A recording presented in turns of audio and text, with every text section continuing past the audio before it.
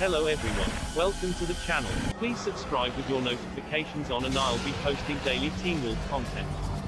Channels like Jade's Corner and Teen Wolf News inspired me to make content and I've been a Teen Wolf fan from the very start. Now let's get right into the video. We open on everyone celebrating at the lacrosse game and Scott is looking for Styles, then Allison bumps into him and smiles. She said he was awesome at the game, then they talk for a bit and Chris walks away with Allison. Jackson sees it and says that's brutal and he sympathizes with Scott, which is why he's going to make it easier for him. He told Scott that if he helps him get what he wants he'll help him get Allison back.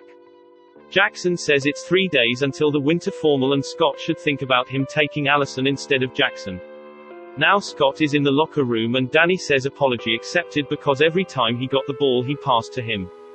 The lights turn off and Scott sees a ball rolling, then he picks it up and sees Derek.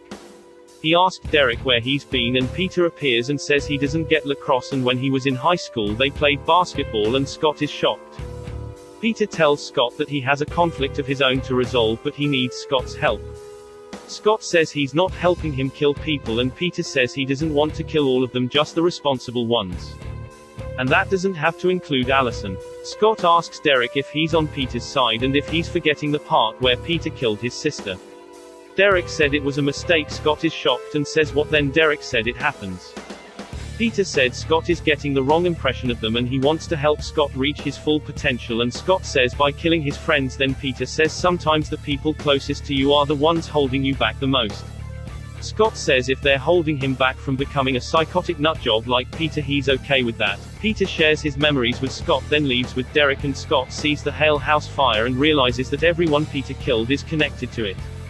Styles rushes in and tells Scott that they have a huge problem and Scott says trust me I know.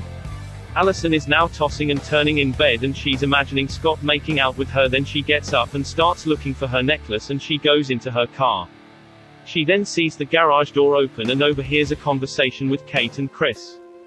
Kate says these extra skills are something he could be teaching his daughter and he says not yet. Kate leaves a part of an arrow on the table for Allison to see, then Allison takes it up and Kate comes back and watches.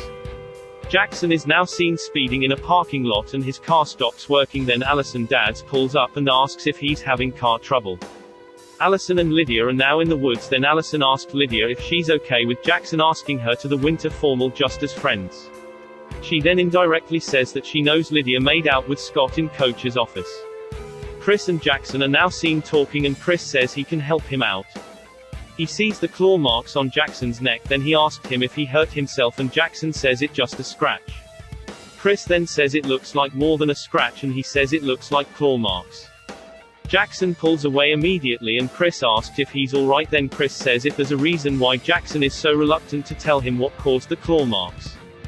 Scott and Styles pulls up in Styles' Jeep, then Styles offers Jackson a ride to the mechanic and Jackson starts walking towards them as Chris removed the device that stopped Jackson's car from working. Chris then leaves and Scott calls Jackson an idiot because he almost gave everything away and he says Chris thinks Jackson is the second beta. Jackson is shocked by this and Jackson says it's Scott's problem not his and he didn't say anything, which means Scott is the one that's going to get him killed. Jackson says he can protect himself if Scott gets him what he wants and Scott says all it does is make everything worse. Jackson says he can see and hear everything and run faster than anyone, so it seems like a complete hardship. Scott says most of the time he's running for his life. Scott then says he can hear things like his girlfriend telling other people that she doesn't trust him before she breaks up with him. Jackson says Scott had all the power in the world and he didn't know what to do with it. Jackson says it's like when you turn 16 and someone buys you a Porsche when they should have started you out with a nice little Honda. Jackson then says he drives a Porsche and walks away. Allison is now seen connecting Kate's arrowhead to her arrow and Lydia asks her what it does, then Allison fires it and it explodes with flashing lights. Allison and Lydia heard something, then Allison goes further into the forest looking for the source of the sound, then she fires a taser and it hits Scott and Scott says it's his fault and she keeps apologizing. He gives Allison her necklace back and Scott asks if she thinks he's a stalker now and she says he's weird and smiles. Now I like Allison again lol. She then hugs Scott and leaves. Styles goes home and sees his dad working and he asks if there's anything he can do and he says an ounce of whiskey would be nice. Styles gives him a lot so he gets drunk and starts talking. The sheriff then says he would be easier to catch if they had a picture of him, and Stiles asks how he doesn't have a picture of him. He says every time he tried to get a mugshot it's like two laser beams are glowing at the camera. The sheriff then says everyone that was killed is connected to the Hale House fire because the bus driver was an insurance investigator. He was terminated under the suspicion of fraud.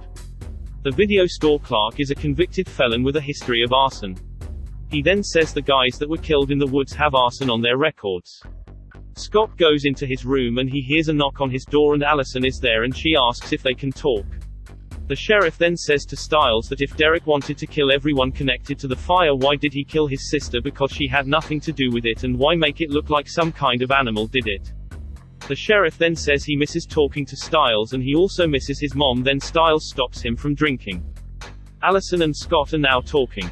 Allison tells him that she caught her family in a lie and she's been overhearing strange conversations. Then Melissa walked in dressed up. Melissa tells them that she has a date and the doorbell rings. Then she tells Scott to go talk to him because she's not ready yet.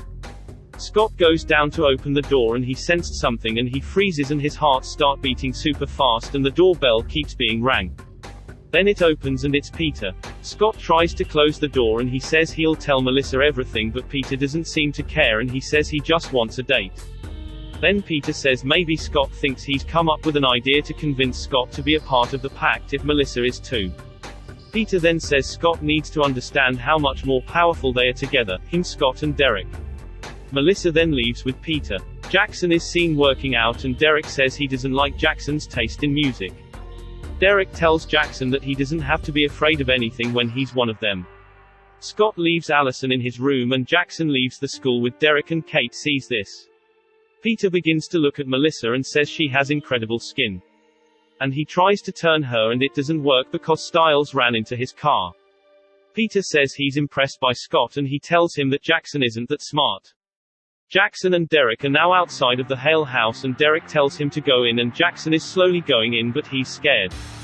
He asks Derek what's in there and Derek says everything he wants. Jackson opens the door and he tells Derek that he's dreamt about the house and Jackson says there's no one else there and there's no one else coming.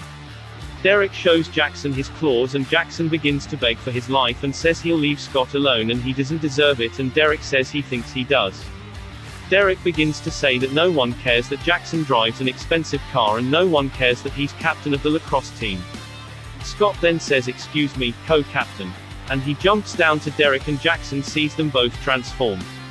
Derek tells Scott move and he says no, then Derek says he'll kill him too. Derek then hears an arrow and tells Scott to cover his eyes. Gunshots start being fired at the place and Scott is shot and he's bleeding black blood and Derek gives himself up to save Scott. Allison is waiting for Scott, then she gets a text from Kate saying they need to talk.